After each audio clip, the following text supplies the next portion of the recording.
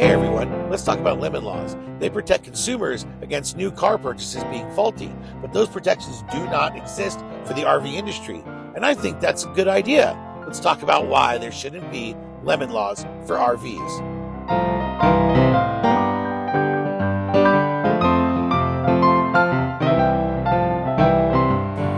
Hello, my friends. I'm in downtown Vancouver today, running errands, and so I want to talk to you about something that came up in some of my comments recently. I had some pretty successful videos recently with a lot of feedback, so thanks to everybody who's commenting. And of course, don't forget to subscribe to the channel, and please like or comment on this video.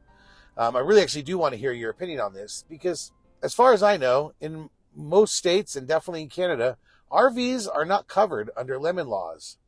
And I'm perfectly okay with that. I don't think they should be covered under lemon laws. Let me explain why. Cars are protected, in the United States at least, under lemon law. Here in Canada, they do have a board that will arbitrate a dispute between the dealer and somebody who's bought a new car that's problematic. But that's not quite the lemon laws, right? Lemon laws vary in a lot of states. And the principle behind it is a car is an essential item to most North Americans. Unless you live in the heart of a city, it's very hard to exist without a vehicle. And so for most people, and definitely for most families, having a vehicle is considered by most governments as essential. And so when people are taken advantage of with what's probably their second largest, or if not their largest purchase that they make, and it's essential to their living, then the government puts some extra protections on. You'll find that there's a lot of extra laws around housing for the same reason, and to an even greater degree, because housing is more expensive than cars, right? And if you've ever bought a house, you probably bought the most expensive thing in your life. And of course, it's essential to living. So they put a lot of extra consumer protections, a lot of extra laws. This is why you often have to get a lawyer involved to buy a house, because there's so many legal specifics. But an RV, I'm sorry to say this, for most people, is a luxury good. Now, in a moment, we can talk about those people who are living in their RVs. When I say it's a luxury good, I mean, these are recreational vehicles. Boats, jet skis, RVs, hang gliding equipment, parasailing equipment, small airplanes, canoeing and kayaking. These are all optional, fun things to do, but by no means are they essential. You may spend tens of thousands of dollars, if not hundreds of thousands of dollars, on these purchases, but they're not essential. Their car is essential. Your RV is not. Again, I know people live in their RVs who are poor. We'll talk about that in a minute. You know, lemon laws generally are for new cars as well, right? These are about brand new cars coming off the line, where your warranty is no excuse for bringing it in 5, 6, 8 times for the same problem. That problem's not going to go away, right? It's reasonable to expect that would fall under some sort of lemon law. So I said I would talk about people who live in their RV. That's important, right? I mean, there's people who buy an RV to live in it. However, there's two classes of people that are basically living in their RV. You can look back into my homelessness video a little bit to talk about that. And basically, you have people who are like retiring into their Class A's, and things like that, and big fifth wheels. Again, these are not the poor, destitute folks who, are desperate for consumer protection. They have the money to go after a bad sale. They can sue. They have all the means to deal with a bad sale. And then you have people who are basically so broke or so poor that they kind of can only live in an RV. It's really their only choice.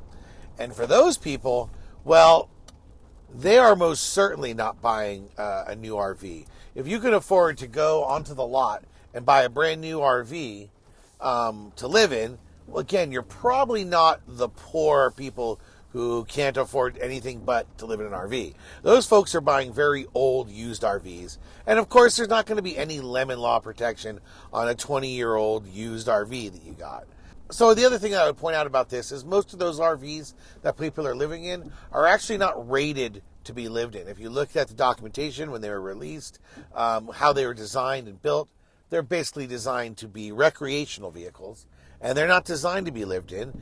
And then there are those that actually are permanent, full-time, park models. And those are almost certainly covered under some of the housing-based laws. If you're buying a pre-manufactured home or a mobile home park or something, there's all kinds of additional protections that come into play. You do have protections if you're buying an RV. You do have general consumer protections. There's all kinds of laws in the books dealing with warranty, dealing with fraudulent behavior, and in the end, everyone in North America has the ability to go and sue the seller. It's never easy, right? But you can take them to court and say, hey, bud, not only do you need to pay for my bad RV, but you also need to pay for my lawyer's fees now. That's a reasonable approach you can take. Sure, you incur some financial risk doing that. But again, you incurred financial risk when you bought an $80,000 or $100,000 recreational vehicle or a boat or whatever you just spent your money on for the hell of it. A depreciating asset. So don't talk to me about investment. There's no investment in RVs. They are a depreciating asset by all definitions. So you're spending luxury money, extra money on a luxury good.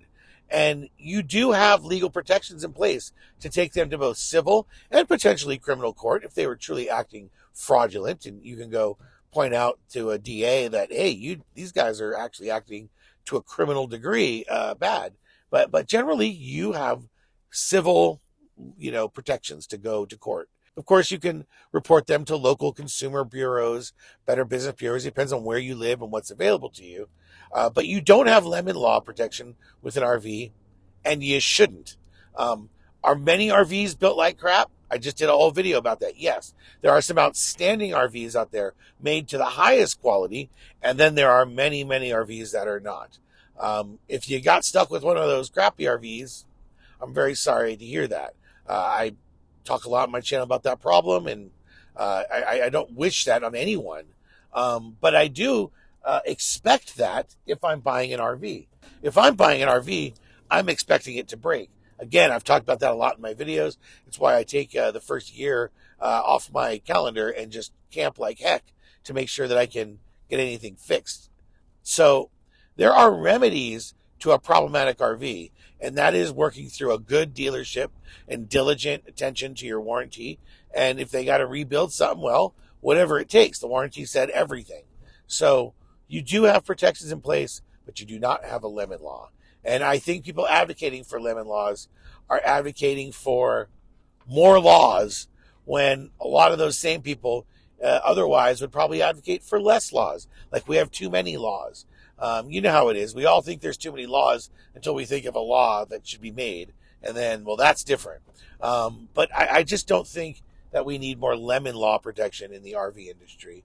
I think you need to vote with your wallet. And again, as I talked about in a previous video, it's a little hard to do.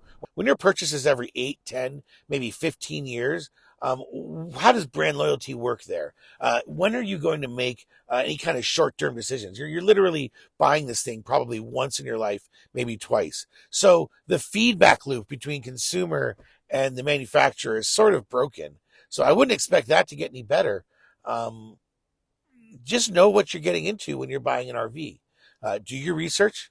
Expect that it's going to break. Expect it's going to have problems. Be pleasantly surprised if it's not. Tell other people if you see that it's not, because we shouldn't just be talking about the RVs that break. We should be talking about the RVs that work well. Bigfoot campers out there, the Ember RVs that are coming out now. There's a lot of quality RVs out there that are coming out. We should be talking about them more. So, number one, do you think there should be a lemon law? Comment below. I want to hear about it. 2, do you think there are really good manufacturers out there that buck the trend, that are different than the rest? Let's hear about them. Everybody's willing to talk about the ones they don't like, and you can post about those too. But I want to hear about which ones you do like. And in lieu of a lemon law, what other types of consumer protections could you see them realistically building into the model that are both consumer friendly, but also allows the manufacturer to do business as they see fit? I want to hear your opinion. And remember, whether your RV is broken or not, get busy living. Thanks, everyone. Now, I said I would talk about homelessness, and so I said I'd talk about. You know, lemon laws protect lemon laws covers lemon laws. They protect consumers against